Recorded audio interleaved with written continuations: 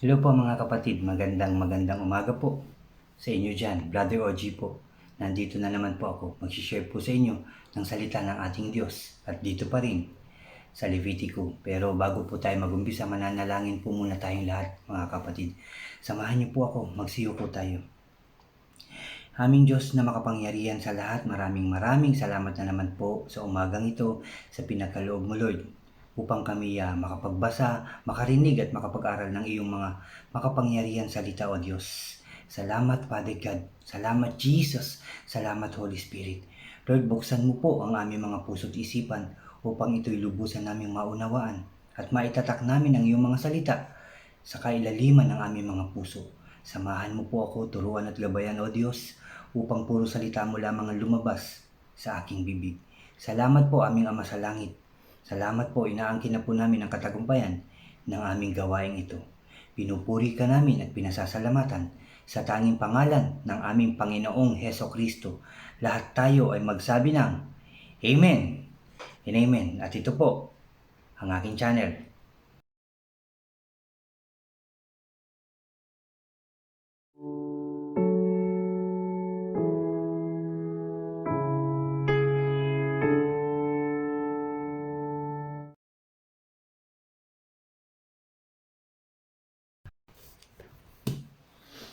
Hello po ulit mga kapatid.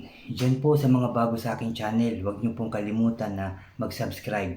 Paki-like and share niyo rin po ang aking mga videos at paki-click na rin ang notification bell para lagi po kayong updated sa mga bago ko pang i-upload. Salamat mga kapatid. Salamat po. Na-share ko na po sa inyo mga kapatid ang chapter 17 na may pamagat itong Sagrado ang Dugo.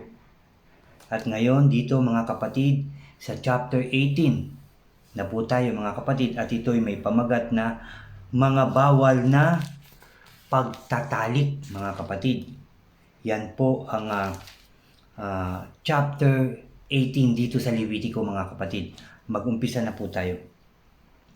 Sinabi pa ni Yahweh kay Moses, ito ang sabihin mo sa mga Israelita, ako si Yahweh ang inyong Diyos. Huwag kayong sabi dito, huwag ninyong gagayahin ang mga kaugalian sa Ehipto na inyong pinanggalingan o mga kaugalian sa Kanaan na pagdadalhan ko sa inyo. Huwag ninyong gagayahin, sabi ganyan ng ating Diyos. Ang sundin ninyo, sabi dito, ang sundin ninyo ay ang mga kautusan at tuntuning ibinibigay ko sa inyo. Yan ang dapat nyong sundin, ang mga tuntunin na ibinibigay ko sa inyo, sabi ng ating Diyos. Ako si Yahweh ay inyong Diyos. Ang sino mang tutupad sa aking mga kautusan at tuntunin ay mabubuhay, sabi ng ating Diyos. Ulitin ko lang, verse 5 mga kapatid, ang sino mang tutupad, sabi ng ating Diyos, ng aking mga kautusan at tuntunin, sabi dito ay mabubuhay. Ako si Yahweh, sabi ng ating Diyos. Huwag kayong makikipagtalik sa malapit na kamag-anak. Ako si Yahweh, sabi niya. Huwag kayong makipagtalik sa inyong ina. Iyan ay kahihiyan sa inyong ama. Hindi ninyo dapat halayin ang inyong ina. Huwag kayong makikipagtalik sa ibang asawa ng inyong ama. Sabi dito, inilalagay ninyo sa kahihiyan ang inyong sariling, sabi dito, ama.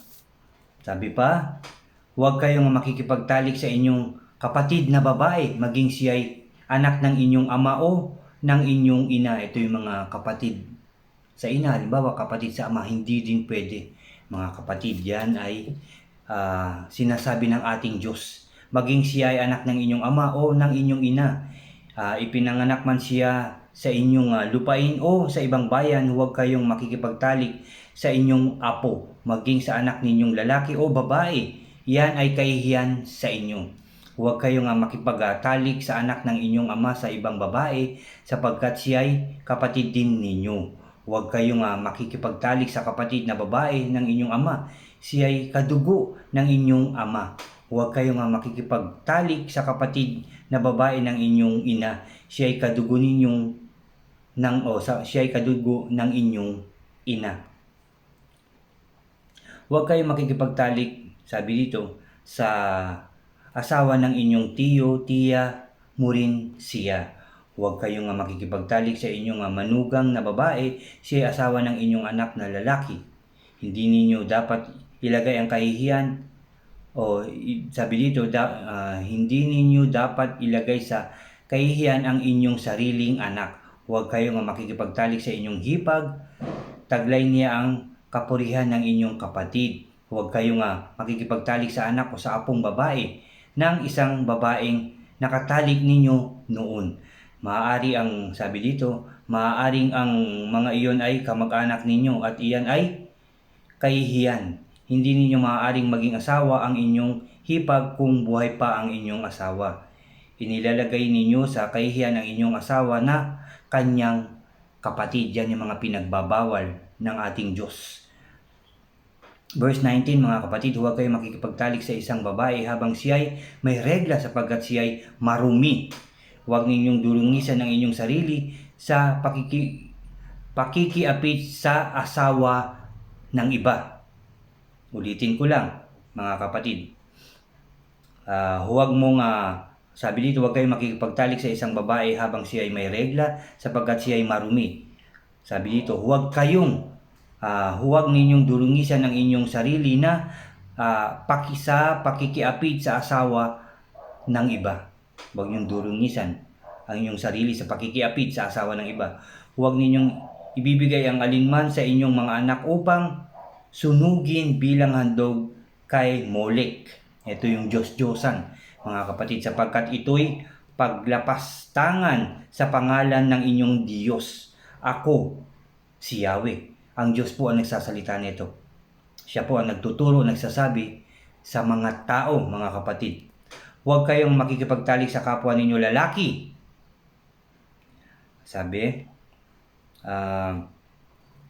ulitin ko lang, mga kapatid, huwag kayong makikipagtalik sa kapwa ninyo lalaki. Yan ay karumal-dumal.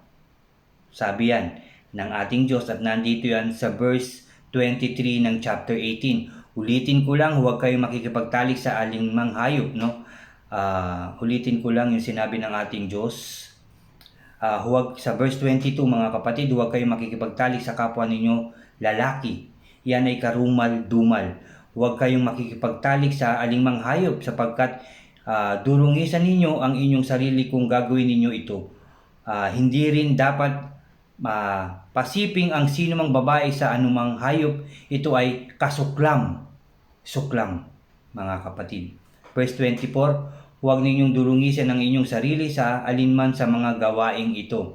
Ganyan ang ginagawa ng mga bansang nauna sa inyo, kaya ko sila sinumpa. Pati ang lupain nila'y naging kasuklam-suklam. Kaya pinarusahan ko at itinakwil ang mga mamamayan doon. Ganyan ang ginagawa ng mga tao noon, sabi ng ating Diyos. Kaya sinumpa ko sila, pati lupain nila. Kaya pinarusahan ko sila dahil sa karumal-dumal na ginawa ng mga taong iyon, mga kapatid. Pati sabi dito sa verse 25, pati ang lupain nila ay naging kasuklam-suklam. Kaya pinarusahan ko at itinakwil ang mga mamamayan doon. Kaya dapat ninyong sundin ang aking mga utos at tuntunin. Kaya dapat ninyong sundin ang aking mga utos at ang aking mga tuntunin. Sabi yan ng ating Diyos. Kaya dapat ninyong sundin ang aking mga utos at tuntunin at iwasan ninyo ang lahat ng gawaing ipinagbabawal ko. Kaya dapat nyong iwasan ang mga gawain na ipinagbabawal ko, sabi ng ating Diyos. Maging Israelita o dayuhan man kayo, ang mga taong nauna sa inyo rito ay namuhay sa ganoong karumal-dumal na gawain, kaya naging kasumpa-sumpa ang kanilang lupain. Kapag sila'y inyong tinularan, palalayasin din kayo sa lupaing ito tulad ng nangyari sa kanila, sapagkat ang sino mang gumawa ng alingmang karumal-dumal na gawaing ito ay dapat itiwalag sa sambayanan, mga kapatid.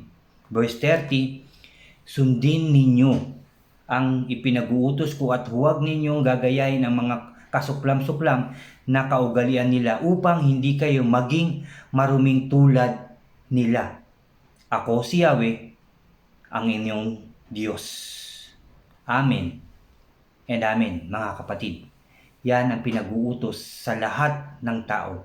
Israelita ka man, dayuhan ka man, o sino ka man, mga kapatid. Huwag mong gagawin, sabi ng ating Diyos, ang mga karumal-dumal na iyan, mga kapatid.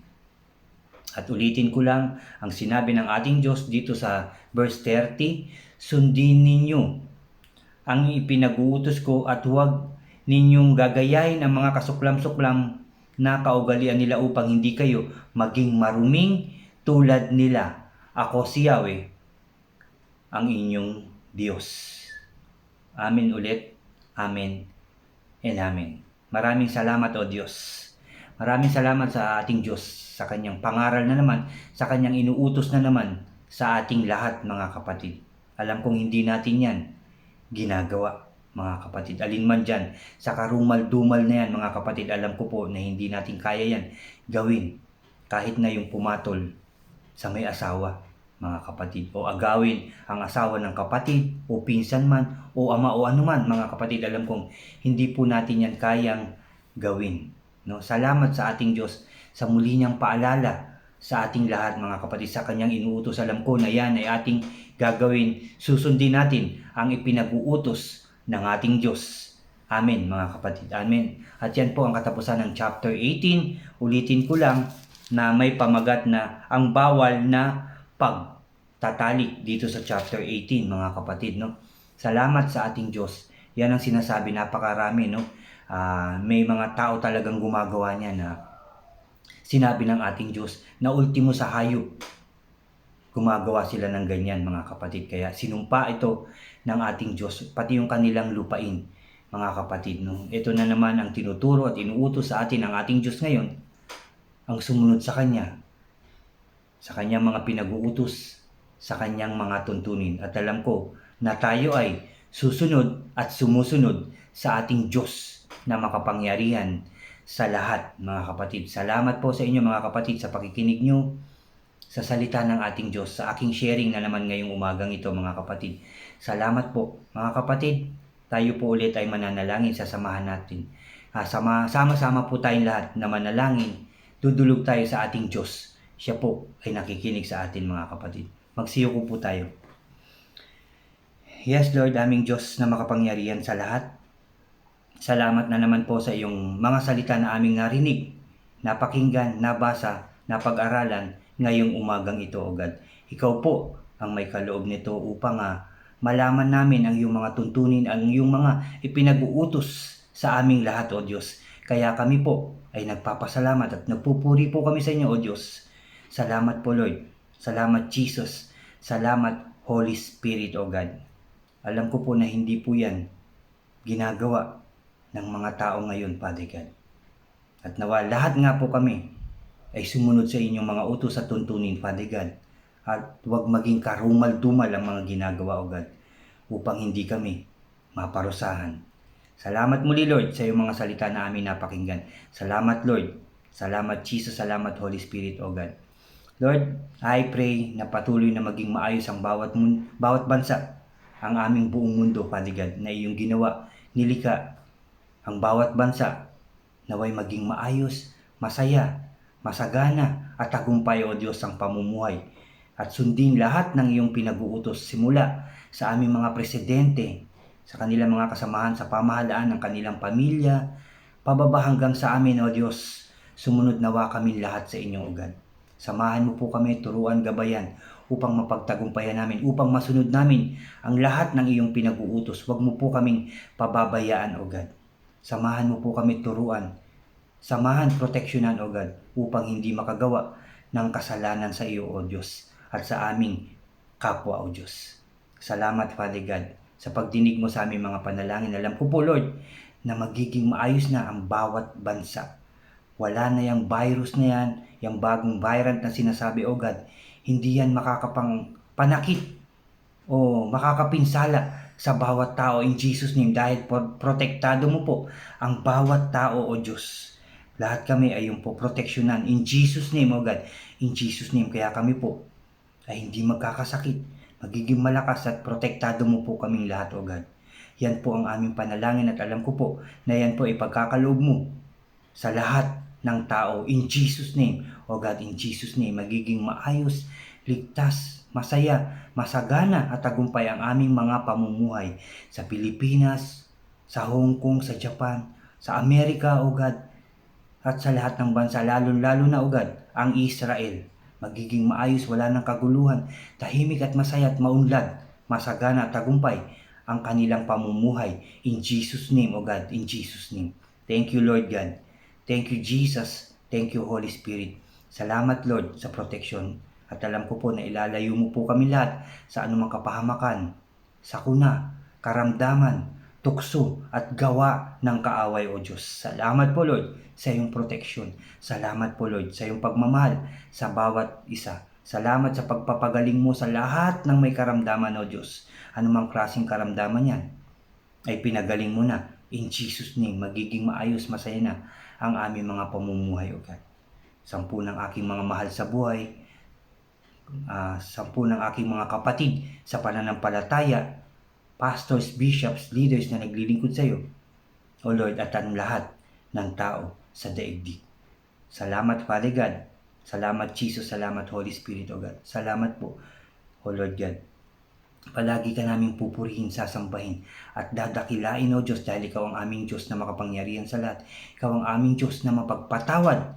Ikaw ang aming Diyos na mahabagin, O Diyos.